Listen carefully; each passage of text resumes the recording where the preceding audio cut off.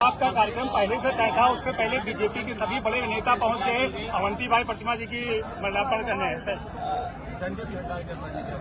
वीरांगना अवंतीबाई लोधी का सम्मान सभी को करना चाहिए और सरकार के लोगों को विशेष इसलिए करना चाहिए यह संसाधन उन्हीं पर है। खासकर मीडिया का समाज अपने तमाम ऐसे महापुरुषों को और उनके योगदान को अगर पहचानेगा तो समाज और एकता बढ़ेगी और थोड़ा सा अभी मुख्यमंत्री जी आए थे, उन्होंने उनको रानी लक्ष्मीबाई बता दिया। किया गया तो हमारे में प्रत्याशी 51 वोटों से जिताइए। इलेक्शन कमीशन समय पर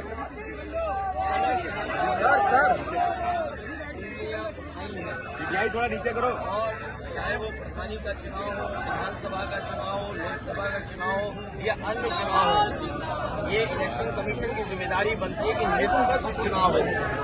निष्पक्ष चुनाव के साथ साथ इलेक्शन कमीशन की इंस्टीट्यूशन में लोगों को और भरोसा बढ़े।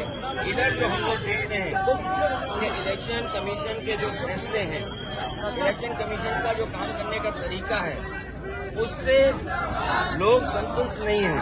अविश्वास पैदा हुआ है। अभी हाल ही में जो वोट चोरी, वोट डकैती को लेकर के बड़े पैमाने पर देश को इंडिया गठबंधन और अन्य दल है, उन्होंने कोशिश की और उसका परिणाम ये हुआ कि सुप्रीम कोर्ट को भी उन बातों को मानना पड़ा जो विपक्ष कह रहा था। इलेक्शन कमीशन पे कई बार उंगली उठी है और यूपी के चुनाव में तो न जाने कितनी बार उंगली उठी है। ये तो पहला फेज था कि जहां हम अपना वोट बचा सकते हैं, अपनी वोटर लिस्ट में शामिल कर सकते हैं। ये पहला चरण है।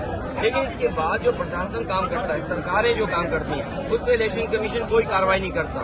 मुझे याद है कि जिस समय उंगली उठाई थी इलेक्शन कमीशन पर, तो 18,000 वोटों का जो डिलीट किया गया था, उनकी जानकारी इलेक्शन कमीशन को दी एफिडेविट के साथ दी।